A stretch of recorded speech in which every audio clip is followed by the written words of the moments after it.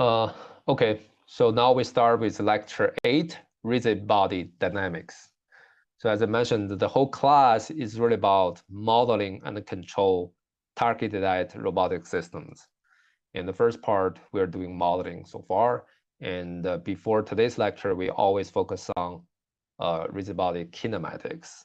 Okay, and now we move to the next big topic is robot dynamics. Just as the way we learned the robot kinematics, we first learn how a single rigid body is oriented, its pose, and its velocity, things like that. Then we move to multi-bodies, right? That become kinematics. Because a robot in this class, we don't talk about the soft robot, we talk about rigid body robots. So it's just interconnected rigid bodies.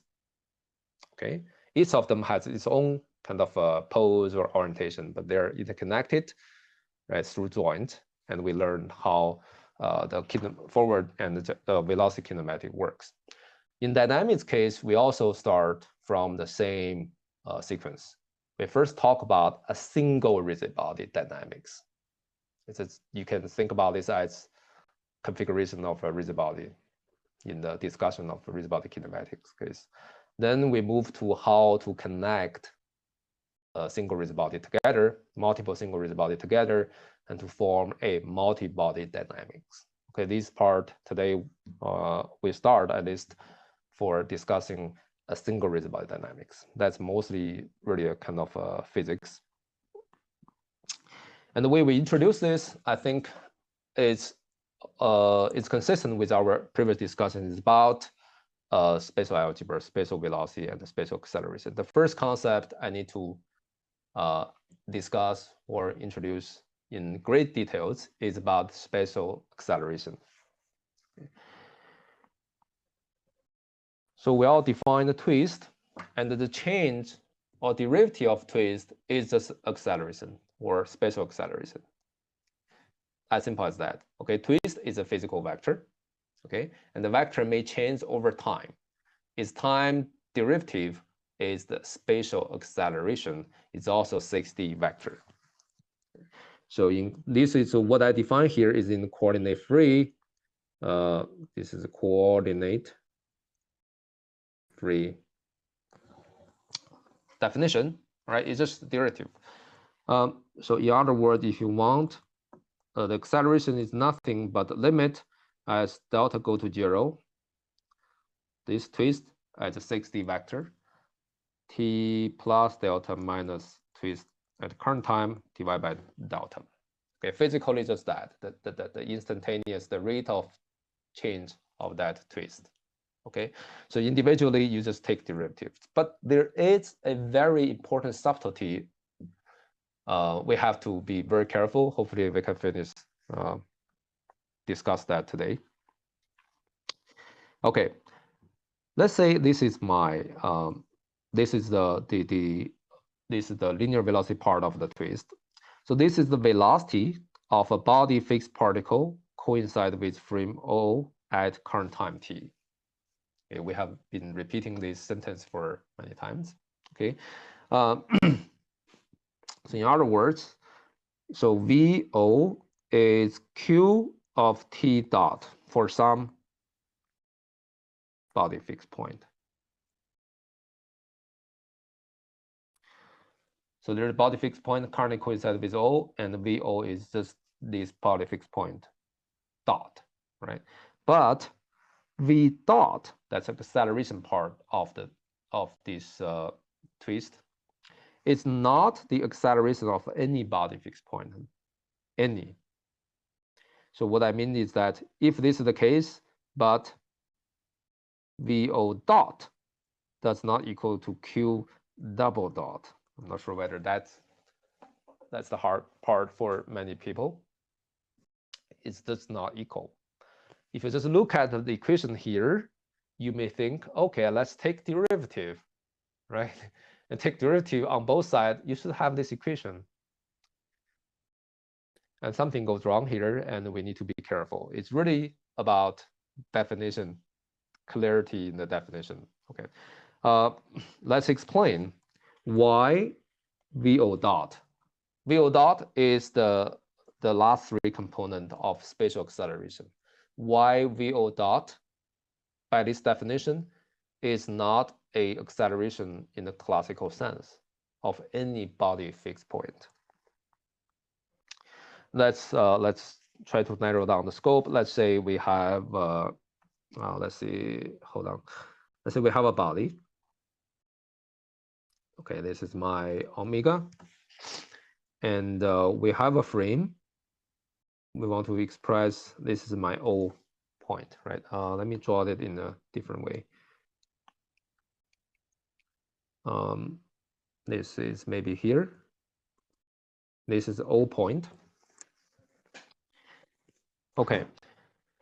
So currently there is a point. Suppose this guy is moving, and suppose time t now is t0. Okay, let's say, for clarity, let's define the current time to be t0. Okay, so current time, this is at time t0. There's one point, body fixed point could be, okay, coincide with this O, which I call this point Q at time t0 equal to O, right? So in this case, by definition, we know this guy is moving, right? This is a particle, okay, moves with the body. At this particular point, it coincides with O, so it coincides with O. That means Q in the O coordinate in this frame is Q t0 is actually 0, right? It's coincides with the origin. It's whatever frame we pick, its coordinate or Q's coordinate in that frame is 0, right? At that time. By definition, we know VO dot equal to Q dot at this T, sorry, okay, T0. Let's change all this to T0, okay? But VO dot at T0 does not equal to Q double dot. That's what I want to say. Nothing really counterintuitive. We just need to be careful about definition, right? VO dot is, by definition, is the limit at delta go to 0, this difference between the two time instant velocity. So at time t equal to 0, sorry, t equal to t0, we have, let's say, Q, TO, I say coincide with O. So it's, this guy is 0 for now. Its coordinate 0. And VO is the velocity in the twist at current time is Q dot T of 0. If I want to take this limit, I need to find out not only at T0, but this guy is 0, sorry. 0, 0, okay. I need to vary time from T0 away to T0 plus delta for some very small delta, right? So let's say at time T equal to T0 plus delta, you time move a little bit. Then what do you think of let's say this time, there will be, let's say this is at the current time, okay? I have another point, physical point. Let's say this is my point Q1 at T0, okay? That may be here. What I want to claim is that at T0 plus delta, Q1 will be coincide with O. It's not the same Q anymore. Okay, at T equal to T0 plus delta, I want to say Q1 T0 plus delta equal to 0. That's another body fixed point. Okay, another body fixed point, fixed particle, let's say. So V0 T0 plus delta equal to what? Liu Ben.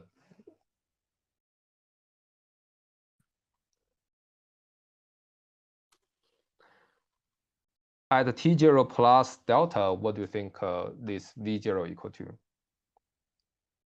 Is that equal to Q T0 plus delta dot? Ruben, are you there? Can you hear me? Yes, now I can hear you. Yeah. Maybe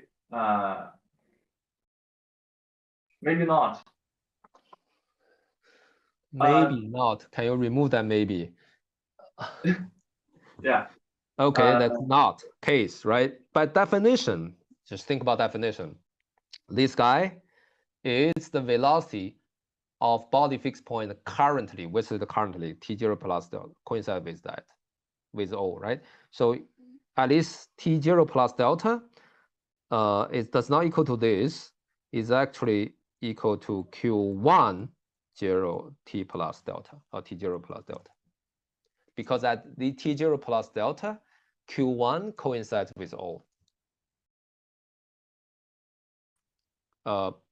So Ruben, that's your, it's clear for you?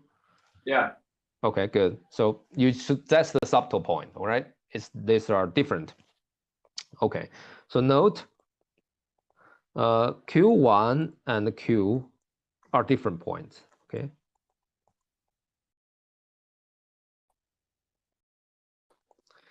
And of course, Q1 dot in general, T0 plus delta does not equal to Q0 plus delta.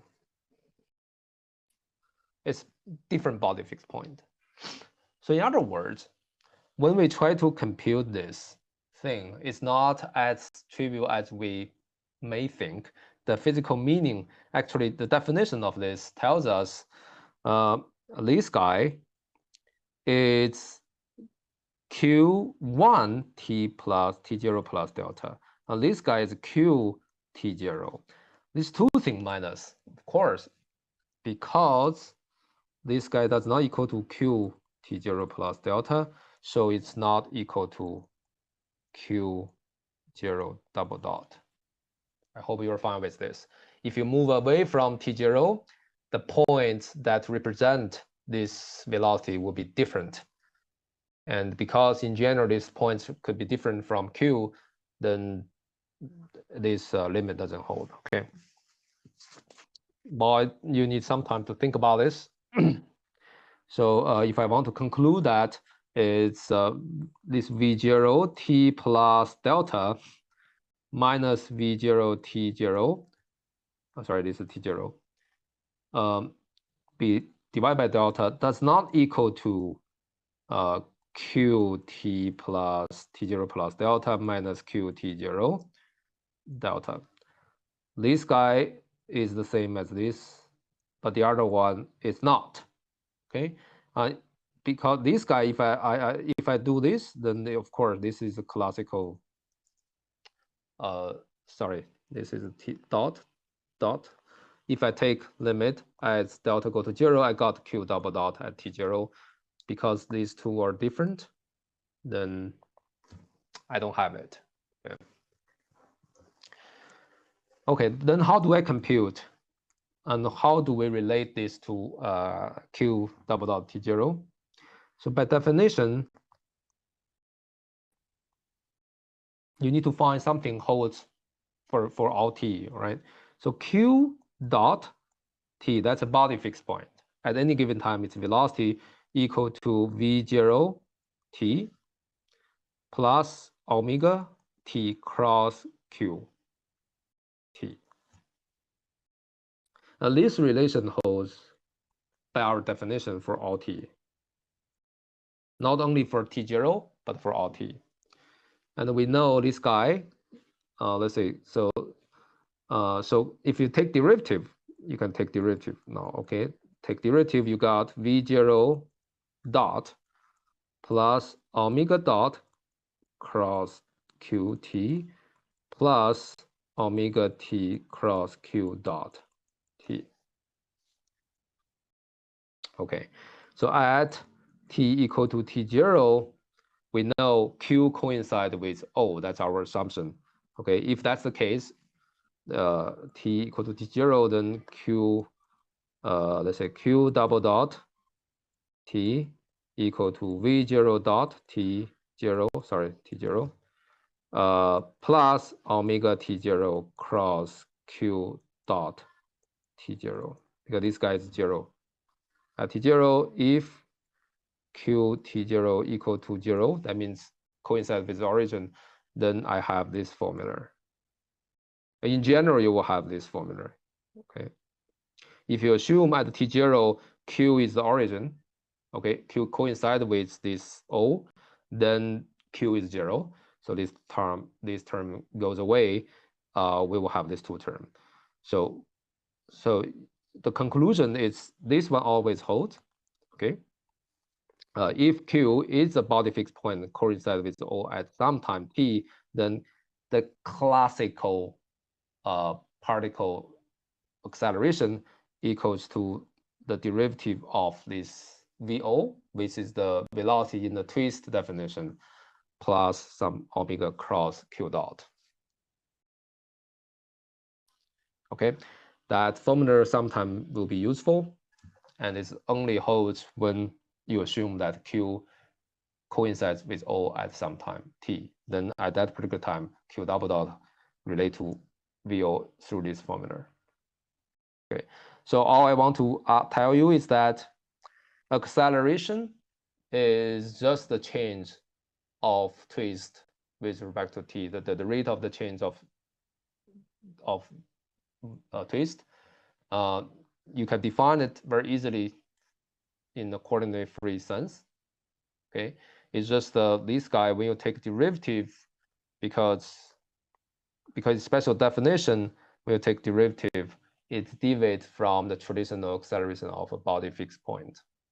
Okay, so the term you should keep in mind is that VO dot is not acceleration of any body fixed point.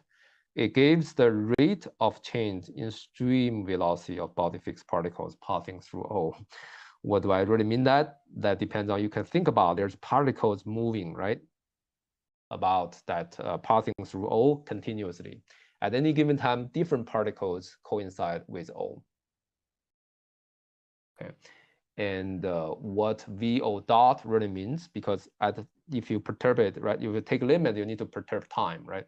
At different time, different particles coincide with O, and you should use that particle's velocity to calculate this.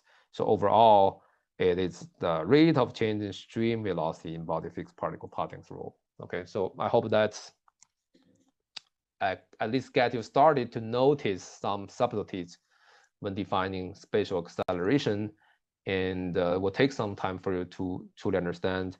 And the most important formula is you always need to keep in mind is this. Okay, all right, that's it for today. So today let's continue our discussion on lecture 8 about rigid body dynamics. So last time we introduced the spatial acceleration, which is nothing but a time derivative of twist. And because the spatial definition of this linear part of the twist velocity, and so the spatial acceleration inside this, the linear component of spatial acceleration does not equal to any body fixed point acceleration. Okay, so there's some kind of subtlety there. I explained why that's the case. Bottom line is that you need to know in coordinate-free way that spatial acceleration is nothing but a time derivative of a twist, and twist is a physical quantity. Okay, and today we're going to continue this and try to talk about how to define spatial acceleration in different frames. Okay, and this part maybe I think is one of the most challenging, at least conceptually, one of the most challenging part for the entire first half of the class. So if we want to define spatial acceleration with respect to moving coordinate systems, that's where the kind of very tedious details come, and it's kind of challenging. I didn't find any textbook introduce this part in a very clean or easy to understand way, and some kind of more math-oriented textbook, like even modern robotics, like or Marie's book, they will use the bracket. Okay, so that's more from the math, but I think that's over abstract things out. So you don't have a good insight about what's going on physically. So I'm still trying to keep everything to the physics part. So I'm trying my best to simplify the discussion as much as I can. Try to make sure it is accessible to many of you, but I still want to warn you, this maybe some part of what I'm going to talk about today is a little bit challenging. I may need some time for you to absorb all this information and concepts. Okay, so let's start from very basic examples. In let's say in the rotation case, so everyone knows what's going on at least. So I'm going to change a little bit about my notation here. Let's change this to R because W looks like a omega. So let's say this is R, this is R. Okay, let's think about the example. Let's suppose I have a inertia frame which doesn't move or doesn't change over time, and I'm considering a particle moving a kind of according to this curve along this curve. At any given time, this is my R. This is my R point at the time, so it has velocity over time. But for some reason, I may want to express my R in other coordinate system. For example, this may be my B frame. Let's say this is B. This is B. Okay, and the B frame itself has a motion. Suppose, okay. So in that case, let's assume B frame moves like there's a frame. This rotates. This is about omega, and this omega is B. Omega B is not a coordinate in B, it's the velocity of B frame. Okay, I hope you can understand. So if I say omega B, that means the frame B has a angular velocity which is omega B. But I can represent this velocity in either O frame or B frame or other frame in any way I want, but the physical quantity is this omega B, it's the rotation or angular velocity of frame B. The first, I want to discuss a little bit about the coordinate free way, maybe remind you a little bit. So when I say, let's say RO, maybe equal to RO X, RO Y, RO Z, that's in R3, right? That's the coordinate for R in O. R is a free vector, suppose. Okay, and this physically or in the coordinate free sense, this just mean R is a physical quantity now, okay, equals to, let's say omega, say XB hat, YB hat, ZB hat times the, times this vector, which is RO. In other words, what we're trying to do in coordinate system is nothing but using basic vectors, linear combination of basic vectors to represent another vector. So this equation, although I use a coordinate, but it's all, I would say it's a coordinate-free way of describing the relation between R and the three basic vectors. Okay, so that means R may be equal to XB hat plus YB hat plus ZB hat. In that case, R, the coordinate will be 1, 1, 1. All right, I hope you can get that. Okay, if I want to represent this in B, so they will have a B frame coordinate. Let's say B, suppose that's a free vector, okay? RXB, RY in B, RZ in B. Still, this is R3, this is R3. Okay, that also means I want to, well, in coordinate free sense, that means, oh, sorry, that's wrong. You guys should remind me. This is O, this is O, this is O. I'm using, this is XO hat, YO hat, ZO hat. That's the coordinate basis vectors for frame O. And of course you have, I have also, this is XB hat, YB hat, ZB hat. Okay, that's the basis vector for B frame. In this case, that will be my xb hat, yb hat, zb hat times r of b. Okay, so if I want to this is okay. I'm going to maybe ask Liu Ben. These two equation, Liu Ben, are you there? Yeah, These yeah, two equations, do they represent the same physics or different? The same. The same physical quantity R, but the physics law or physics, let's say, expression I'm trying to introduce is different, right? So in this case, I say R can be expressed as a linear combination of basis vectors of O frame, and the other one is express the physics R using the basis vector of B frame. Okay, Yeah. so these two are different physics. Okay, of course they are using to describe the same physical vector R. This is different physics, right? If you write coordinate free, these two are different things. Am I clear, Liu Ben? Yeah. Yeah. Okay, they're different. Okay, I want to emphasize they're different. Suppose I want to express this frame. So suppose I want to say express this physics using, I can express physics using any frame.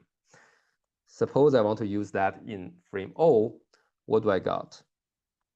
I got to both sides, all the vectors now have coordinate.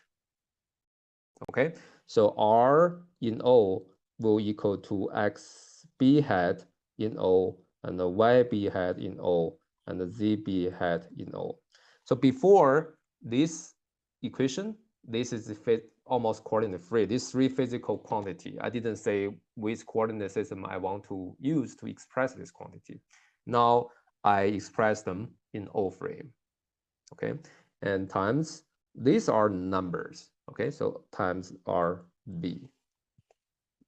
Okay, Liu Ben can recognize what is this? Yeah, yeah. What is it? This is the R B O. Okay, the orientation of B in O, right? So that's almost, in this way, we talk about this is almost serves as change of coordinate from between change of coordinates, right? This is change of coordinate. How to do change of coordinate matrix is nothing but the B frames basis vectors, you put them in the columns and use O frames coordinate to describe those vectors. Okay, that's a change of coordinate. Okay, so I hope that's somehow warm you up for this. Now we are going to do something a little bit more challenging. Let's see, suppose I want to take derivatives, okay? So then I say in the coordinate free way, let's use this. Let's first use this one, okay? Let's call it 1. This is my 2, right? Both 2 are physics, right? I didn't express this physics in different frames. Here is the expression of this physics in O frame, okay? Both these 1 and 2 are just pure physics. So I want to say, according to 2, I can say R dot, without any coordinate system, I can take dot, all right? The physical quantity will change, and the change, as you take derivative of that change, you get the velocity of that vector. It will be still another vector in R3. So R dot would equal to what? Let's use 2. Let's use, sorry, let's use 1. Let's use 1, sorry. Use 1. R dot will equal to, in this case, because O frame does not change, okay, this coordinate basis vector does not change, so then only this part will change, so that will be R x dot O dot x O hat, y O hat, and z O hat times RO dot. Let me make my notation more clear. Let's take derivative of this coordinate. Okay, so so this is called, this part means apparent derivative. What do I mean by that? It's just this is a quantity, this is the numbers, right? These numbers I want to take derivative with respect to the numbers. Okay, and sometimes we denote it like R. This is in O frame, the ring. Okay, that's apparent derivative, means take derivative with respect to the coordinates. Okay, as opposed to other thing I'm going to introduce later. So this is also almost like a physics, coordinate free. Okay, then I can say, let me use O frame to express this. Then I can say at O dot, this dot, first take dot, okay? Then I express this in O. O dot is a vector. I want to represent this vector in O, all right? Equal to, the rest part will be everything in O. So this will be XO hat in O, YO hat in O, ZO hat in O, and let me just keep, so this notation I may use interchangeably, okay? So this one, okay, because this is identity, I hope you can get it, 3x3 identity matrix. If I use B frame to represent O frames basis vector, then it will be not identity, right? So I use O frame to represent its own kind of coordinate basis vectors, then that will be identity matrix. So overall, I got R dot O equal to d dt RO. What I mean is that the derivative of that vector expressed in O, in this case, equal to just the coordinate derivative. The reason is that the coordinate basis of the vector doesn't change over time. Okay, so this part, I hope you can, this is not apparent derivative. This is the first take derivative of the physical quantity, then you get the vector, and you express that vector using O frame, okay?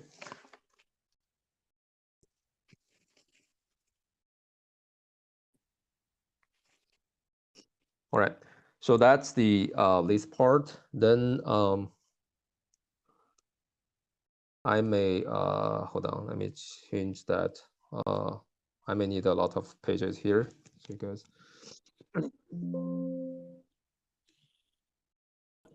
okay.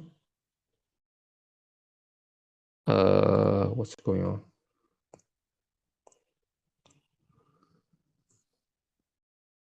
Save. Sorry. Save should be okay. All right. Now let's look at. I can also do this R with 2, right? From 2, I can take derivatives. I will say for 2, I say R equal to XB hat, YB hat, ZB hat times R in B, okay? And I take derivative that the R dot would equal to, in this case, Ruben, do you think it's the same as d dt RB? No. In O frame, it's the same because the basis vector doesn't change. All right. This one is not true because we assume B change over time. Okay. So even though, let's say, even RB is the constant, then you still have velocity because B is rotating. You see what I mean? If R, let's say R is rigidly attached to B, then B is moving, R would be moving, but local coordinate of R in B would not change, right? So this part you have to be careful then. So in this case, this is the side note. In this case, I would say in coordinate free way, I would say R dot equal to XB hat dot, YB hat dot, ZB, this is B, okay, hat dot times RB plus, that's chain rule, right? Plus XB hat, YB hat, ZB hat times the parent derivative, which is RB. All right. And so overall, we will get, because our assumption that B frame is rotating at angular velocity omega B, Liuben, what do you think this one equal to?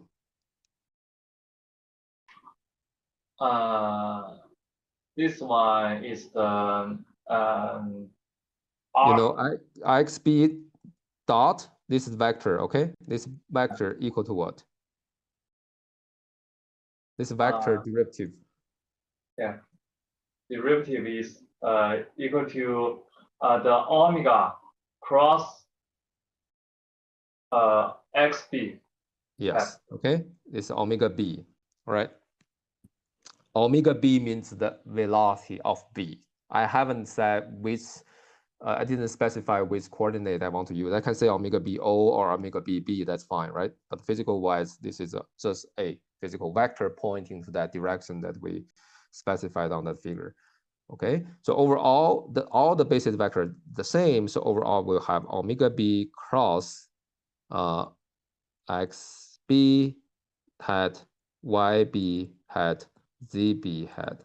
The dot goes away because it's incorporated into omega, and this part is this plus here times d of dt RB. Okay, so this is the physics, all right? And let's say if I want to use B frame to express this equation, okay, the above equation, then what I got is R dot B, okay, equal to omega B in B. All the vector physical quantities has to be expressed in B now, all right? Cross this whole matrix in B would be identity, yeah, right? So that maybe will disappear. It's RB plus this whole thing in B is also identity. I will remove that times d of dt RB. Okay, now you see the difference. This one is the apparent derivative of R in B. This one is the derivative of R evaluated in B. Okay, this is the physical quantity, you take derivative. Okay, that's what we care about. Then we express that derivative vector in B. Okay, and then I got two terms. One is this one is, so the R is changing due to two parts. Okay, you can think about it. First one is due to its change relative to B. That's indicated by this term, which is due to changes in the coordinate system. Changes in the coordinate, okay, the coordinate itself, and this part is due to, this part accounts for coordinate frame axis is moving. I think maybe you have seen this formula for, I'm not sure. Liuben, have you seen this before in the rotation case? No. Not really. So you're working with a moving frame. That's the, if you talk about any physics and you discuss things with respect to moving frame, that's typically you have this kind of relation, right? And these two terminology are different. Sometimes I will say this guy is d dt r, and you express this in b, and this guy is dr. Okay, so oftentimes I will write b dot, and this guy, according to Raleigh-Featherstone's notation, this is ring. Okay, in b. Ring means just take a parent derivative. Okay, so that's analogy in the rotation case. But let's move on to the thing we care about, which is the spatial acceleration case. Let's see how everything will play out in the most general case. I think I need more pages.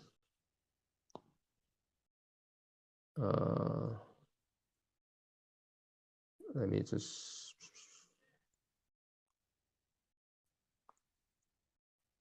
Okay.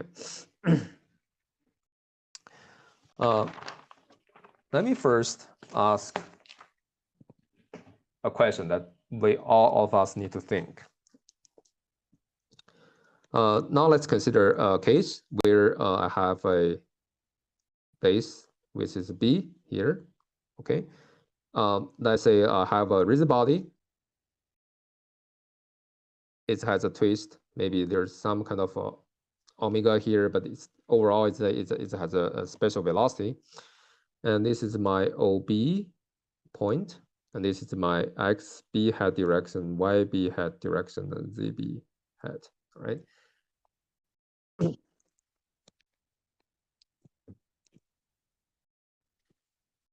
So then I say this is my body. This is called my body, right? To distinguish B with the body. So this is my body. Body is a rigid body. Frame B is B, right? So then I can ask a question, okay, what about V body? This is a physical quantity, this is a twist, right? I didn't say which frame I want to be presented, but if I say B, let's say is equal to 1, 0, 0, 0, 0, 0, what does this really mean?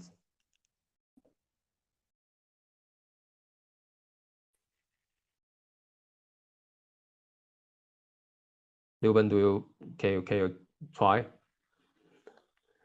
That means the rotation axis pass through the origin of frame B. Is the pure. Yes, exactly. Okay, so that means this physically, okay, means physics, all right? Means this rigid body just rotate about, means let's say rotating about, let's call it O3 OB XB head, this thing, all right? You know this axis, all right? Let's call that about this XB head, this axis at unit speed.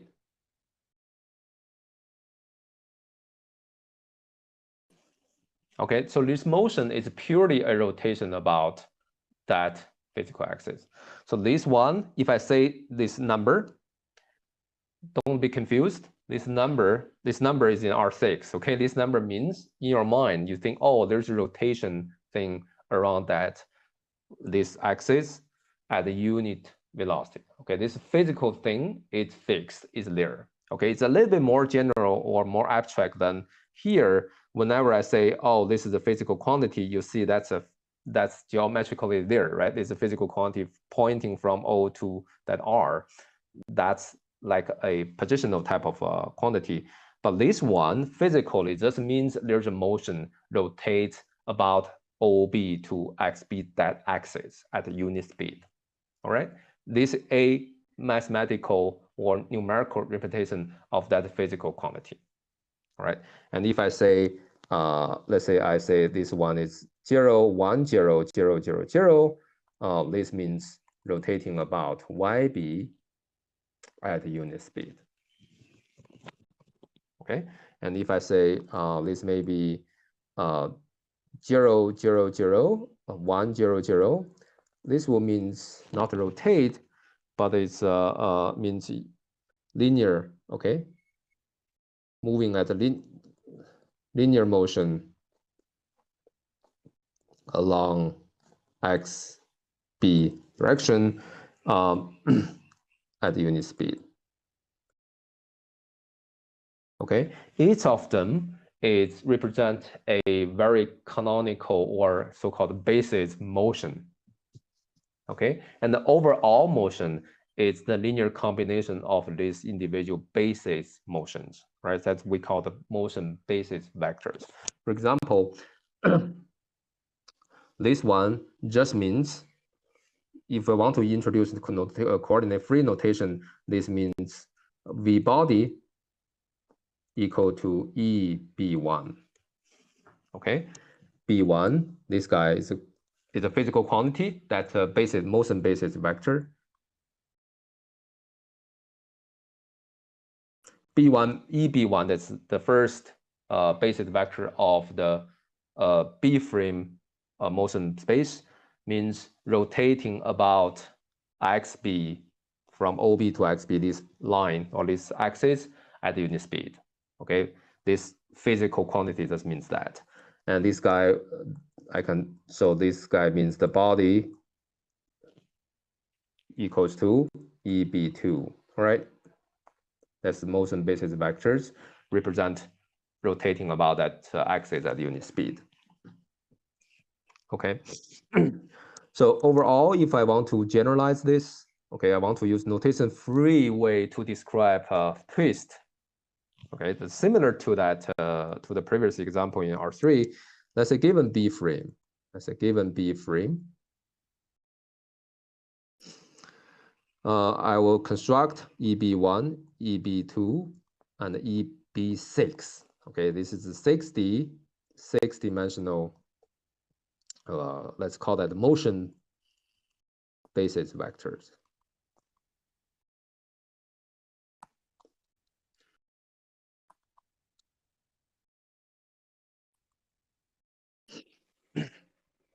It's not like a geometry or graphically a vector pointing from somewhere to somewhere. It's really representing a building block of motions. All right. If I see EB2, that means okay. You think about in the space. Typically this is a motion vector field. Okay, but anyway, let's just say a motion that's rotating about the YB axis and that motion, right? And the composite motion will give you the overall motion, right? Overall, that's the basis vectors. In coordinate-free way of representing things, I would say the twist of body, I do not need to specify which coordinate system I express this twist, equal to alpha 1 EB1 plus alpha 2 EB2 all the way to alpha 6 EB6. Okay, where I'm going to ask Liu Ben again. So what do you think this alpha 1, alpha 2, all the way to alpha 6 equal to?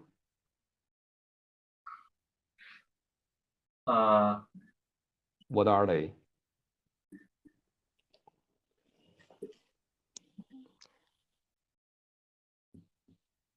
It will be the coordinate of the body in B. Yeah. Okay, the twist, I mean, the coordinate is the numbers. Number means it's a linear combination coefficients of the basis vectors of the space. All right, this is a motion space basic vectors. And this vector does not really means a kind of a positional or directional physical vector. It really means a action or motion, okay? Elementary motion that you denote using this, okay? So in other words, I would say V body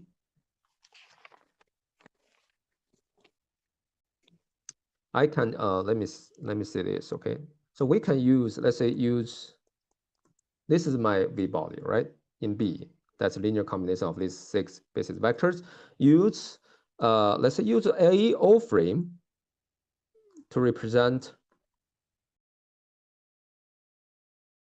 about physics.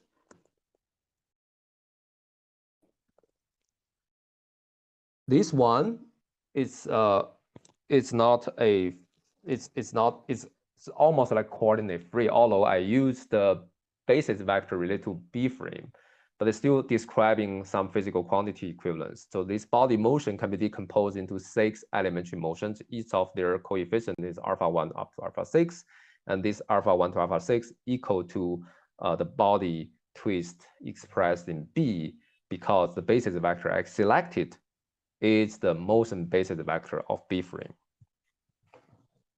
I'm not sure how much you can get that, but that will take some time. Now I want to ask even more challenging questions, or maybe easier. I don't know, depending on who I ask to. So I can use O frame to express this, right? Body in O frame. Can you write down, let's say maybe Liu Ben, if I put a coordinate? It's what is it? Do I need to put a coordinate of alpha 1? No. No. Okay, alpha 1 will keep here. Okay, what about this guy? This guy becomes EB1 to the 0. Yes. All right. Can you finish? Alpha 2? Alpha 2, EB2 to 0. And all right. Alpha 6, EB6 to 0. Okay. And this one now become a vector number. Okay, this is the coordinate of EB1 in O. You see what I mean? It's no longer a physical quantity. It has it is a coordinate representation of that physical quantity, but that coordinate we choose was O frame. Okay, now we can still write it like what? Like EB1 in O, EB2 in O, all the way to EB6 in O times alpha 1, alpha 2, alpha 6 times this quantity, which is the body in B.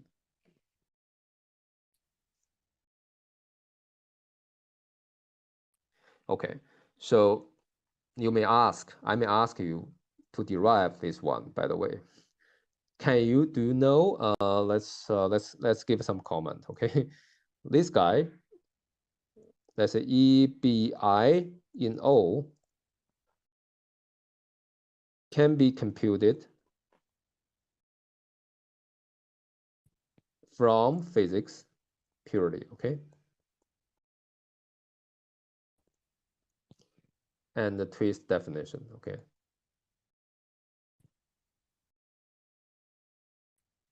Liu Ben, do you know how to compute this? If I ask you to compute this.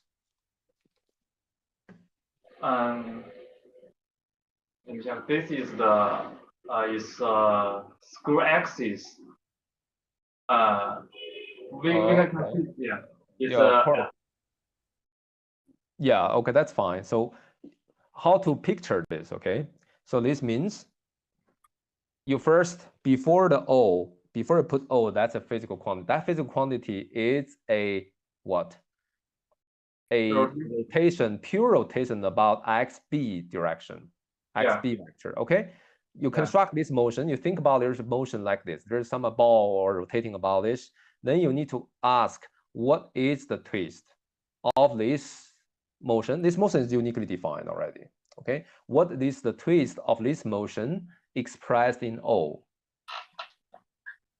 That will be homework. I asked you to compute that. That's a little bit abstraction, but I think still kind of you should be able to do it. All right. It's just like rotating about B axis. Then I ask you this is rigid body motion, right? I want to ask you what's the spatial velocity of this rigid body motion, and that will be this vector.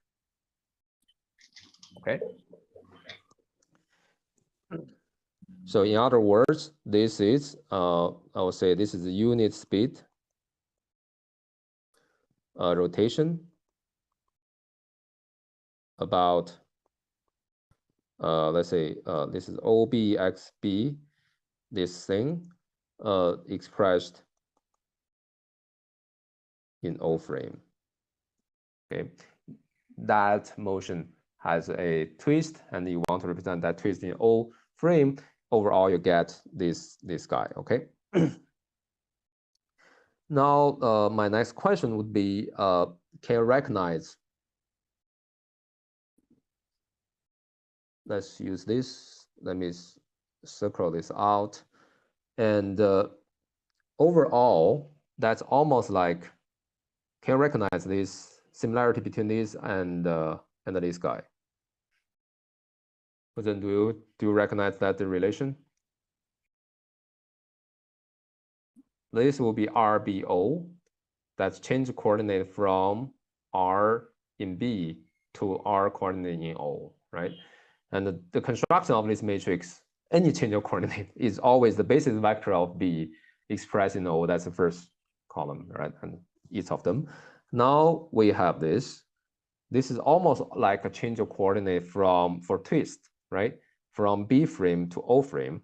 And each of them has a physical meaning. Now it's just the basis vector of B frame expressed in O. All right.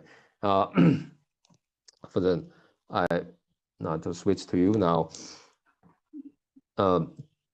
We have learned this one. This has a number. This is 6 by 6 matrix, right? So this guy EB1 0, EB2 0, all the way to EB6 0 equal to what? What is it? This is 6 by 6 matrix. This is equal to adjoint. Okay, you like math term. I like a physics term. Okay, it's a change of coordinate from B to O for twist or for spatial velocity, right? This is 6 by 6.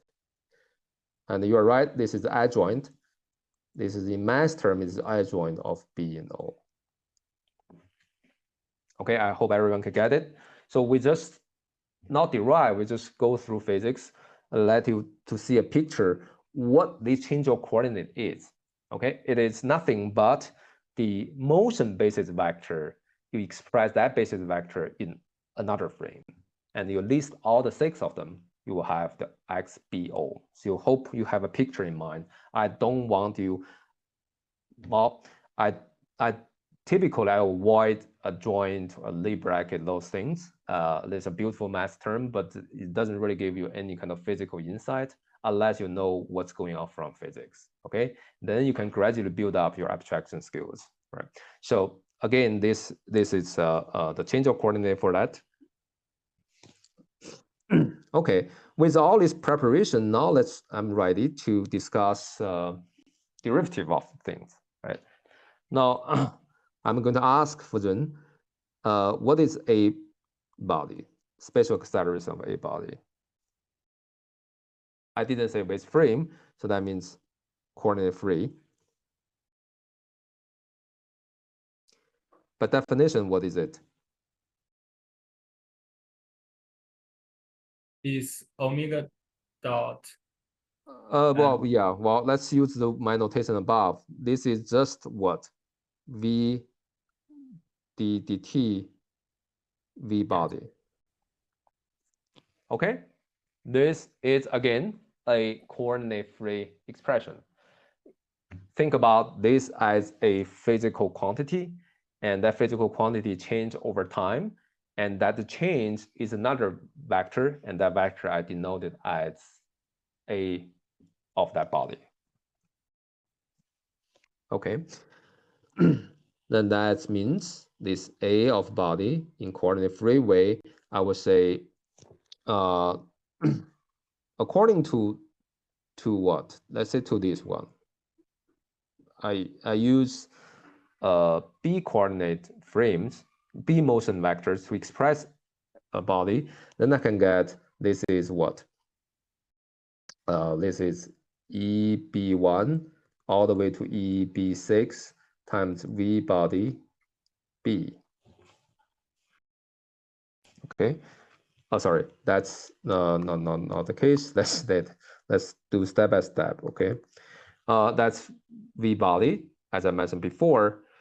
And then I will say, if I want to take derivatives, so that means A body will equal to this guy derivative, right?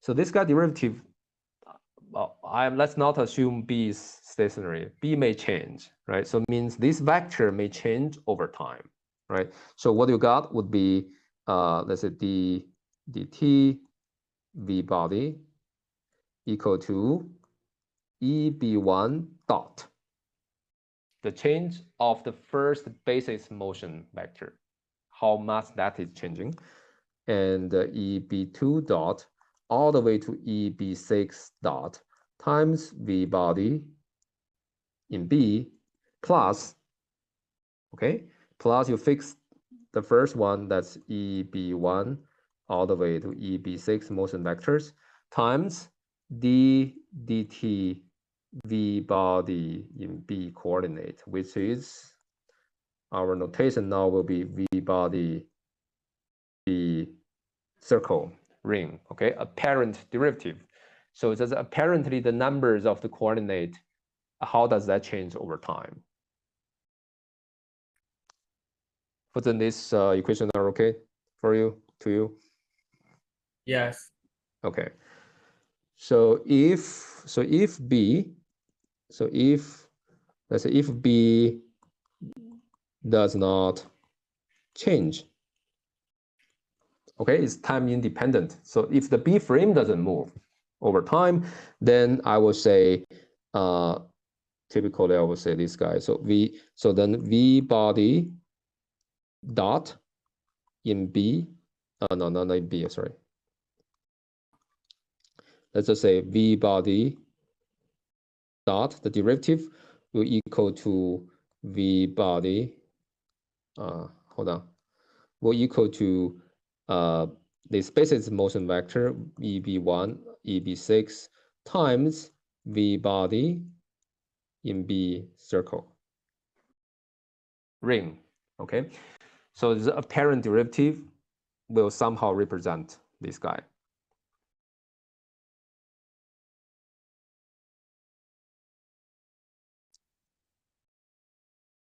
Okay, and if I want to represent this in B, so if I want to express this guy in B frame, to express this physics, express this in B, I will got V body dot B, okay, that's the acceleration of the body expressed in B. Let's do that circle if I want to make things clear, times its motion vector expressed in B. For then what would that be?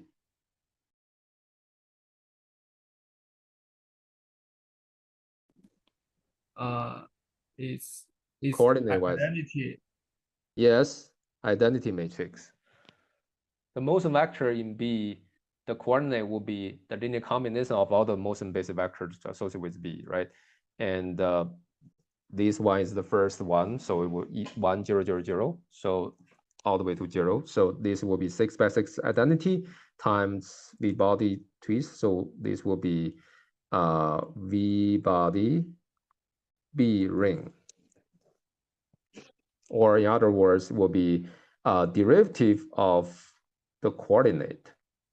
If I move that coordinate, take derivative of the coordinate, this one's take derivative of that physical quantity, then express that vector in the coordinates. This is completely different. If B doesn't change, these two are the same. Okay. If B changes, okay, if B doesn't change, this is the same. Or we can say a conclusion that a special case would be this guy will be my acceleration of the body, right? In B, we equal to that, right? So in special case, will V body inertia always dot inertia frame always equal to V body inertia ring. So inertia frame doesn't change. So if I want to calculate let me use another, sorry, acceleration, it will be just taking this, let's use the acceleration.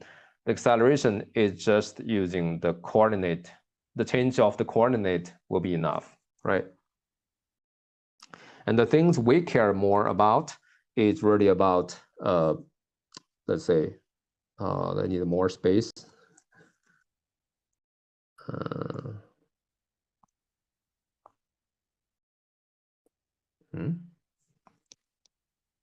Okay.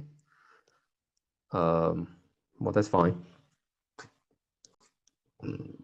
So this is the case. So if B is changing, okay, changes over time,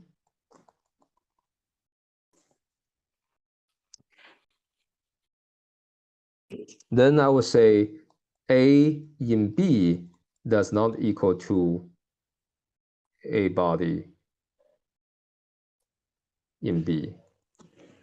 The parent derivative, they are different. You cannot take derivative of the coordinate to get acceleration. You have to account for the frame is changing. This is exactly analogous to this case. So if B is changing, you cannot do this. All right, you have to account for something that accounts for the change of the coordinate system. In the rotation, pure rotation case, we know that's a cross product. Okay, and we need to generalize to spatial cross product, and the spatial cross product is just to take care of the frame motion. Okay, if change over time, this does not equal to that. So the question becomes, if I want to compute, right? If I want to compute this thing, the key thing we need to know is, then let's see. We know these things is it's always holds. This always holds, no matter B change or not, right? The key thing, we know how to compute all the other part, and the only thing we don't know is this part. Okay. The question is that how do we, then the key is to compute the derivatives, okay, which is let's say EB1 dot, EB2 dot, all the way to EB6 dot. Okay, the key is to compute this guy, and we can compute this purely physically. Okay, this is equivalent to or analogous to this case. I need to compute the derivative of the axis motion. And by the definition of rotation we're very familiar with, then we know this is nothing but the omega cross this, all right? But now we need to know that for the spatial twist quantity, and we need to find this, and that will be the basis for generalizing from the R3 cross product to the spatial cross product in R6, which is the Lie bracket.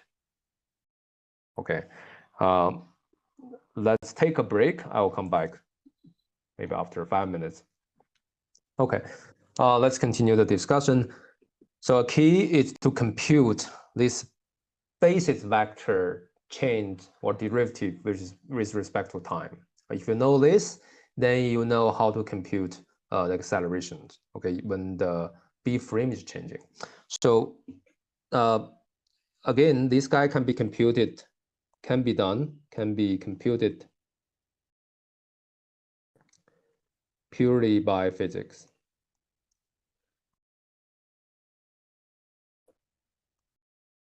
In the coordinate free sense, and I think you can see Roy Featherstone's book, and he has a table to describe, and that table is really about how to quantify these derivative changes. But I want to do a little bit easier way or more explicit way so that you see what's going on. And along the way, we also introduce some interesting math fact or result. Okay. To do this, okay, let's say the key is that now let's work with a frame coordinate system, let's say O frame, to find the derivative. I can use B frame, I can use C frame, I can use any frame I want. But let's work with O frame to do this a little bit notation-wise, a little bit less confusing. That's all why it's the case. So in this case, then we need to find or compute, let's say compute in this case, compute the derivative of this in O. We need to define what? X, B, O derivative. Okay, so let's let me say that again, or in a more explicit way. So that will be EB1 in O, because I want to work with O frame to find out this fact. I can discover physics with any coordinate system I want, and I just want to do that with O frame. EB6 in O dot. Okay, and this is nothing but XBO dot, right? So that's the change of coordinate from B to O in dot. As Fuzhen mentioned, this is nothing but adjoint of B in O, and the take derivative of this with respect to time. And how to do this? The first of all, let's say, let's recall, let's denote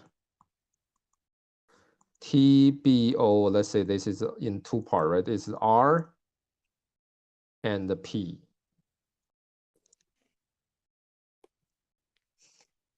I ignore the notation, and this R means the RBO, P means PBO. Okay, I hope that's fine.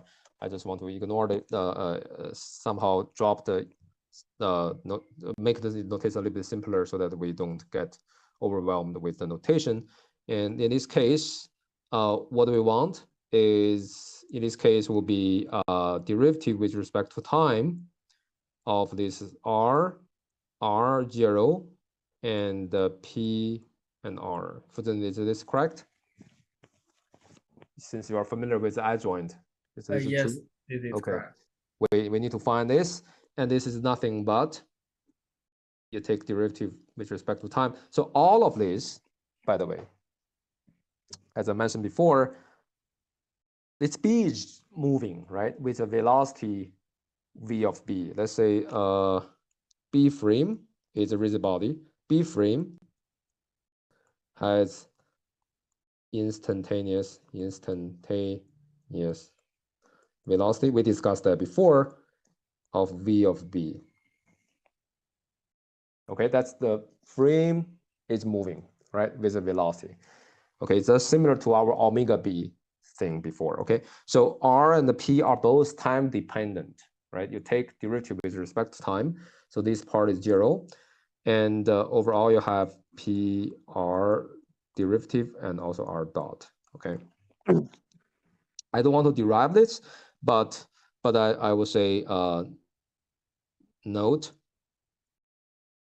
let's recall some fact that if you use R dot equal to omega cross R, sorry, let's use this. VB, let's say a VB is omega and V. Although I have a generic term omega and V, that means spatial velocity or twist of B frame. Okay. So that's that's what we mean.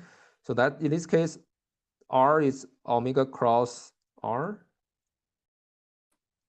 Omega cross R. And we also know, based on the definition of twist, P dot equal to V plus omega cross P. All right. And remember the fact that omega R omega equal to omega R times omega skew symmetric times omega transpose. And you should also know a fact that omega cross omega 1 cross omega 2 skew symmetric equal to omega 1 skew symmetric times omega 2 minus omega 2 omega 1. Okay, this is a so-called Jacobi's identity. This can be verified algebraically. I don't want to do any of them.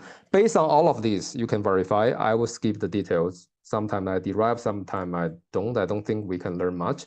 But based on those facts, we can find out the derivative of this eventually equal to, so we will say, based on this, we can conclude that we can derive, okay? We can, after some kind of calculation, let's say after some computation, it's not immediate. You need to use all of this fact, eventually find out d dt of this adjoint of TBO actually equal to a matrix form, which is I think this one is omega. This is V. This is omega. This is 0. Okay, times adjoint of TBO. Okay. In other words, that's let's say this is if we want XBO dot equal to omega V omega skew symmetric 0 times XBO, right? And this guy is 6 by 6 matrix. Each of them are 3 by 3, 3 by 3, 3 by 3. This is 3 by 3, 0. And this guy is 6 by 6. Overall here it's 6 by 6. Okay, so this one is a bunch of R3 skew symmetric matrix putting together a 6 by 6 matrix. So we can define this, okay? We can define, let's define this operation as for any twist, let's say, define this as VB cross skew symmetric matrix representation. Okay, so that's the spatial cross product. And the way we obtain it, actually, we derive it. We didn't just define it, we derive it. This one serves as the same role like, you know, this one, omega cross. And you have a matrix representation of omega cross with the skew symmetric of omega b, right? That tells you the change of these basis vectors is omega cross the basis vector. The derivative of basis vector is equal to the derivative, linear derivative is equal to omega cross that vector. And in this case, we generalize it. Actually, we somehow derive it, although I skip some details, but it's still, I think it's okay enough derivation. Okay, so that will be my spatial cross product. Okay, and sometime I will write like this.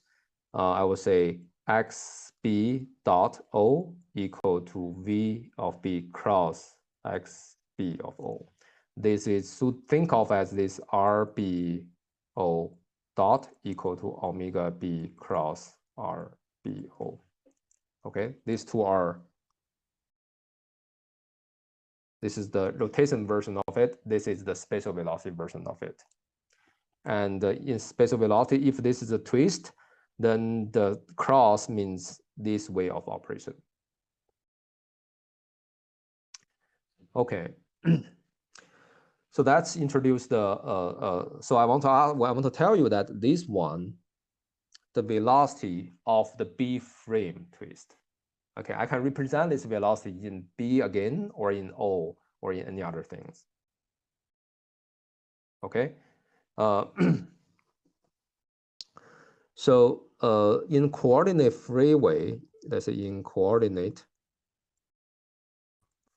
free representation, I can say, what does this mean? By the way, I want you to think of this guy as a change of coordinate, and change of coordinate is just the basis vector, the motion basis vector of B frame. There are 6 of them, and their coordinates in O, right? If I don't want to coordinate just the motion basis vector EB1. In coordinate free way, this means EB1 dot, okay. Although I use a coordinate way to derive it, okay, but this is actually discover a coordinate free way of the of the physics. So velocity of that rigid body motion twist cross EB1, the first column, and second column is EB2 dot equal to VB cross EB1. Okay, this is, you can, so this guy cross just means a matrix times that vector. Okay, so this is fine. Any kind of 6-dimensional vector, I can do this spatial cross product. Okay, sorry, this is 2 dot dot. Eventually, if you put all the columns together, you will get this one equal to this. I hope you picture that as a cross times a vector. Spatial cross times vector means taking derivative of that vector.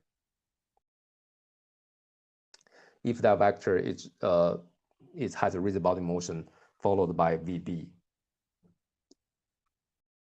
Okay, so that's all you need to know for spatial cross product. Okay, I think this is the summary of the. I think I derived it already. In this way, I use A, but doesn't matter. So let me think.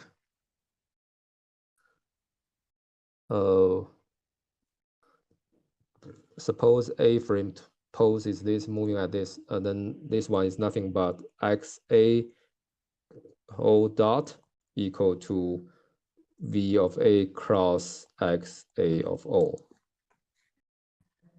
Okay, in coordinate free, I can say XA dot equal to VA cross XA. You should know what I mean. That's the motion vector basis of A frame 6-dimensional equal to this. All right, and I can represent this physics in any other notation. I can say XA not in O, let's say in A dot equal to VA in A cross XA in A. Okay, so I can, this is coordinate free. I can represent this in different frames, which is always fine. And there's another quantity, yes, here. Yeah, this. Well, I have multiple copies of this result. And this is a quantity that, sorry, this is an identity or property that you may need sometime. And this is the equivalent, or let's say this is almost like this, by the way. It's almost like R omega equal to R omega skew symmetric R transpose. This is like that. Okay, my notation here is just we already use a square to represent the skew symmetric matrix for R3 in R3, and then I have a cross means a spatial cross product. Okay, that's I don't think it's an ideal notation, but I use it. Here's the definition of the spatial velocity, spatial cross product. By definition, is this. And if you have two vectors, you want to do spatial cross product, is like this. If you think about matrix representation, this is a linear operation on this, and that will be exactly what we have before. I think I did it wrong, right?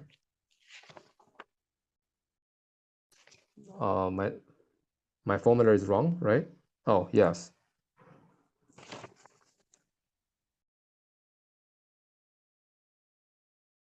Hold on. Yeah, this is wrong, by the way. Sorry. I copied the wrong thing. This should be 0. Let me see that. Hold on. I think this is wrong. Let me check my notes, by the way.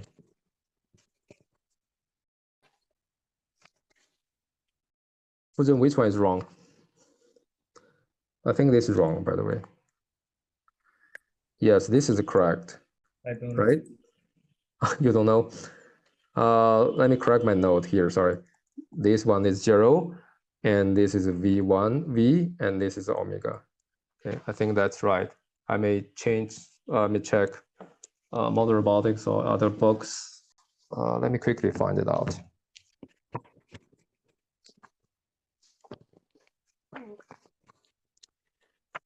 I think it's in Chapter 8.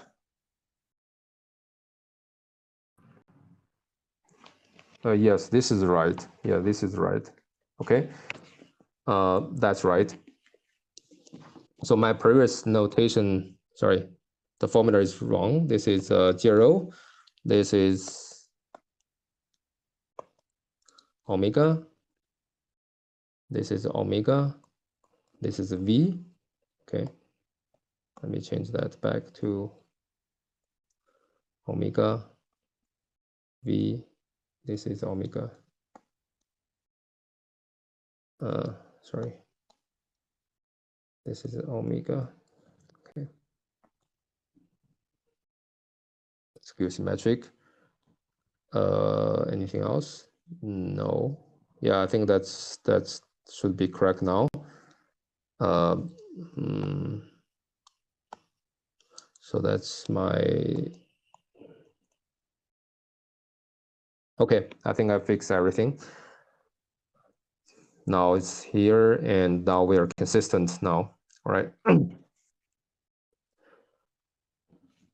Okay, with all of this preparation, I think we are ready to think about spatial velocity in moving frames. Okay. Again, if I say notation like A body in B, what does this mean? This one means the derivative, the acceleration, okay, the body derivative, that's a acceleration expressed, that acceleration in B. Okay, so that's the notation. And if I want to use my dot or ring notation, that means V body dot V body dot B. That means take derivative first, then express that derivative or acceleration in B. And this guy is taking derivative with respect to the coordinate, okay, of the coordinate. So this is apparent. This is a apparent derivative. This part taking care of the coordinate, the numbers are changing. Okay, that gave contribution to the overall change of the twist. And also this guy takes care of what? This guy is due to frame B. Suppose I use frame B is moving. Okay. So I'm going to ask Liu Ben, what does this mean? This is the velocity twist of what? Of O or of B or of body? This is the velocity of frame B. Yes. How about this related? How does this relate to the body velocity? Related to what? The body velocity. There's a rigid body, right?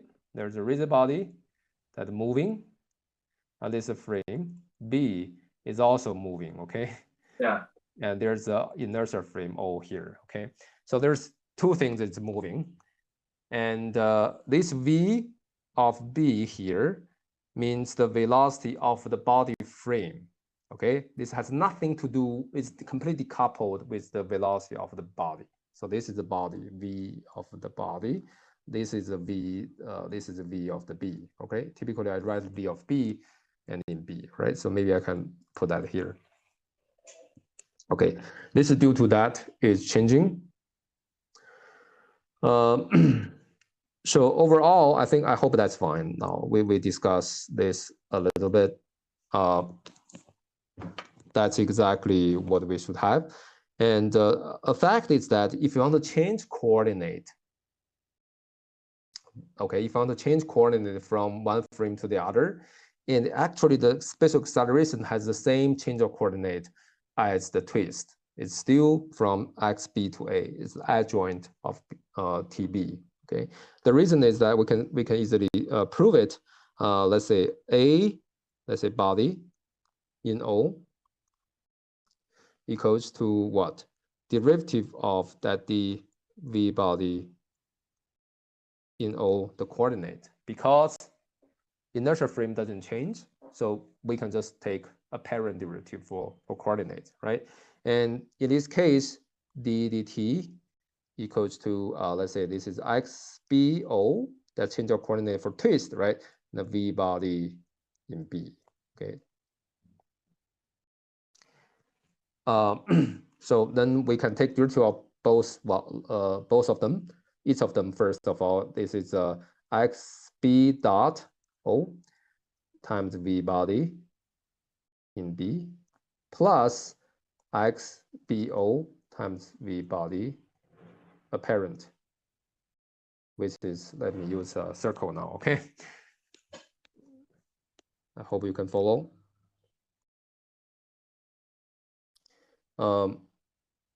What we got now is, let's see. So this guy will equal to, let me drop here.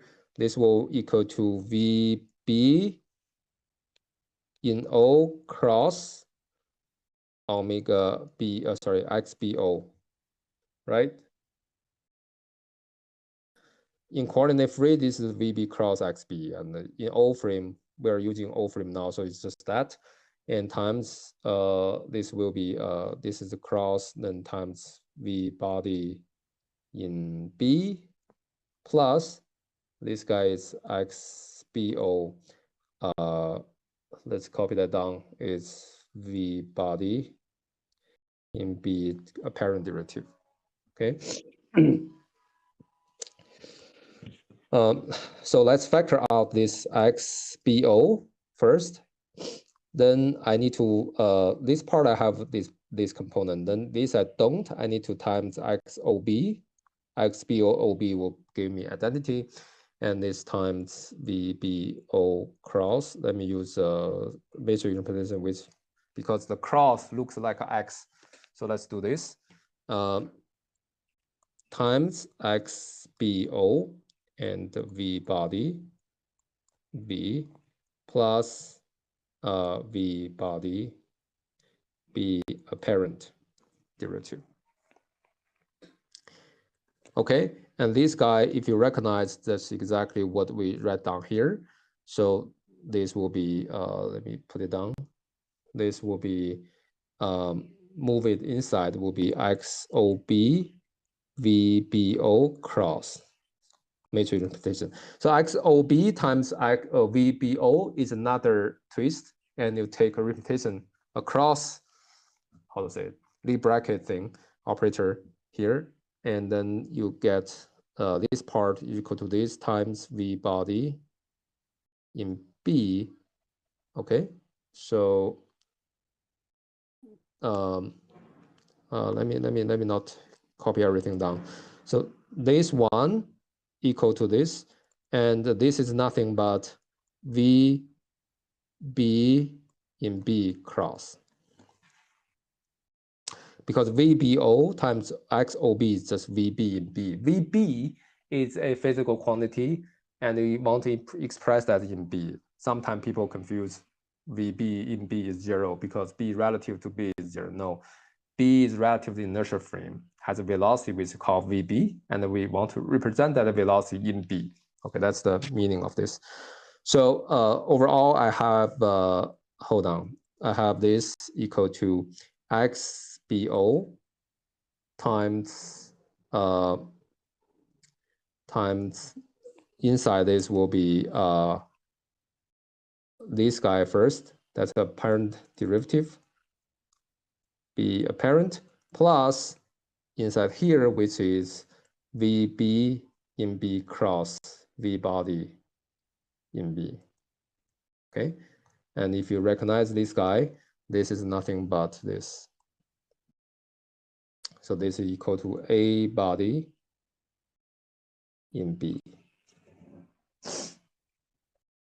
Okay, I argue through, there's different ways to go around because everything need to connect. So the conclusion is that spatial velocity, spatial acceleration, if you change coordinate, it has the same change of coordinate matrix, which is still the adjoint, is the XBO. All right, let's look at one example for spatial acceleration. You may need many examples to get familiar with it. Okay, in this case, let's assume that we have a shopping cart. There's a spinning top on the shopping cart, and the cart is moving as well. Let me draw my figure in a more consistent way. So this guy is, let me draw this is my Y inertia axis, and this is my X, this is my ZO, this is my O frame, okay? And the spinning top is rotating, and I can say omega equal to 50 rad per second. It's the same example in this part is the same to the, I think, lecture 2, our example. Okay, so then I attach a frame locally. Let's call this B. This is my B frame. This is my XB head, YB head, ZB head. And I assume that this card is moving. This card is moving to the right at 2 centimeters per second. So a spinning top is rotating on a card. Card is moving to the right at 2 centimeters per second. So I'm going to ask, find the spatial acceleration of top. Let's start in B. In B frame, okay?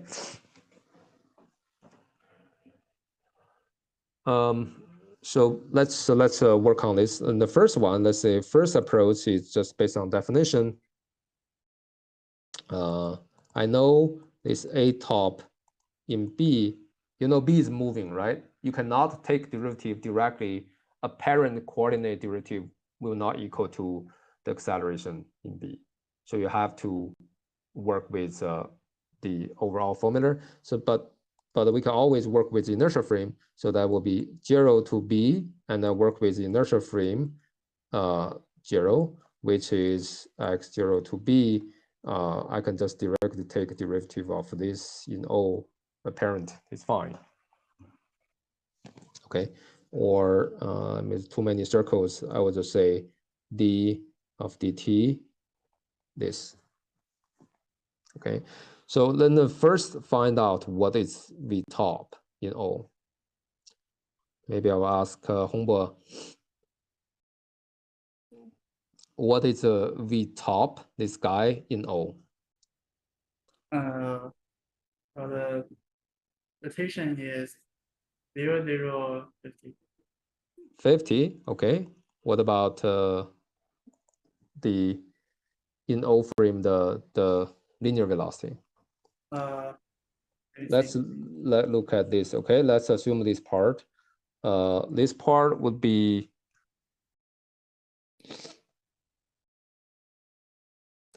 well, this is a 0.2. Let's just assume this is 0.2 meter per second times t. Okay, initially I assume that's at 0.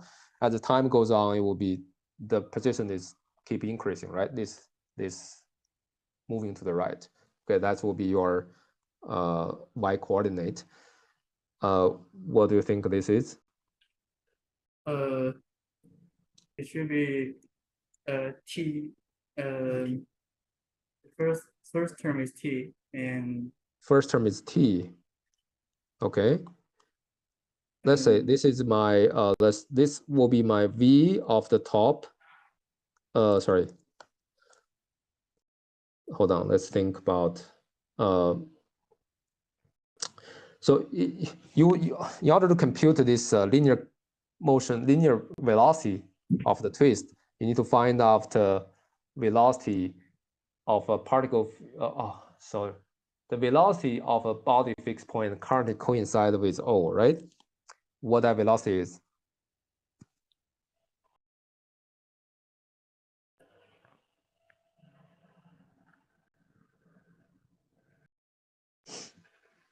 I think it's the following. Okay, so x direction. If you think this is rotating, right? X direction have to omega cross this guy, or omega times this distance, right? So it will be 50 times 002 t. That's my first x component, and the y direction is always has a 002 meter per second. Okay, and the z direction doesn't have any speed. That's my calculation. Maybe wrong. Let's. I think that's right. And then top O will be derivative of this guy. I can take a parent. So those are coordinates, right? I don't need to worry about the moving frame. There's no moving frame involved. I will just take derivative, apparent derivative. That's 0, 0, 0. There's no angular acceleration, and this part has how to say, this part 50 times 0.02 is 1, right? Take derivative is 1, 0, 0. Okay, that's my spatial acceleration. As a result, then I need to find a top in B, which is XOB times a top in O. And in this case, this will be adjoint. Let me ask Fu Zhen what this one is. Adjoint is R, R, and P, right? So yes. R here, what is R? R of O in B.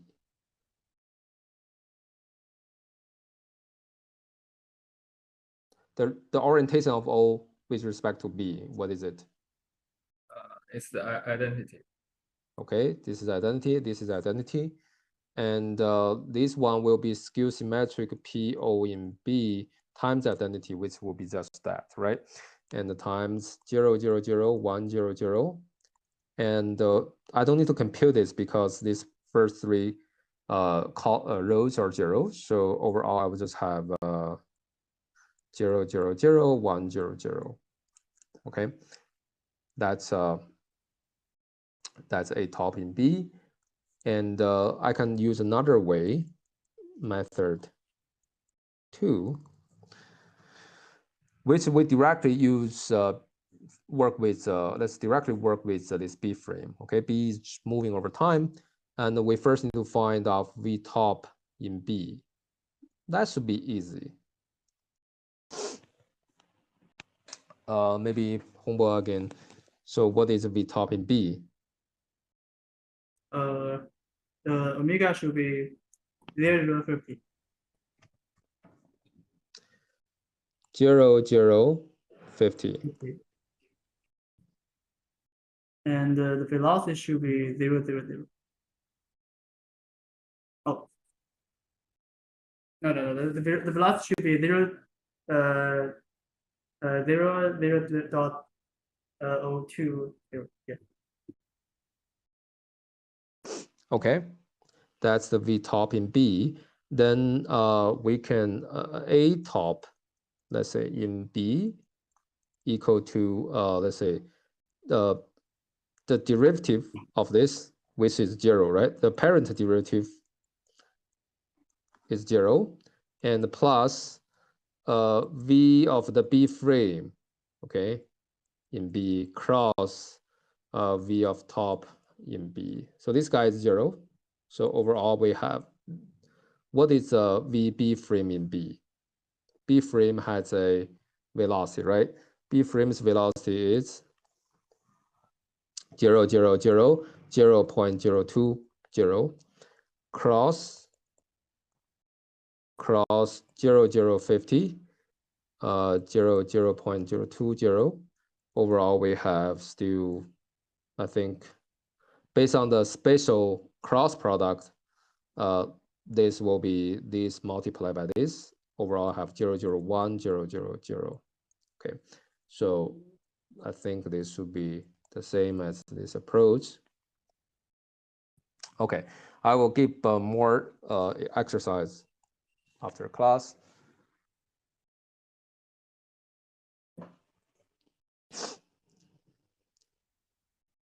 How many time I have? All right, let's conclude our discussion about spatial acceleration. That's very important. And and also along the way, we introduced the Lie bracket. By the way, if you want the fancy terms, this is the Lie bracket. And somehow we even derive it, okay, from pure physics perspective.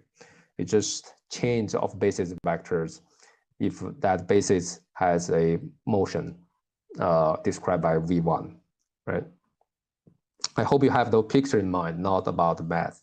The math, you know, I often don't remember those formulas, right? I write it completely wrong, but that's fine. I hope you can have the physics or a picture in mind.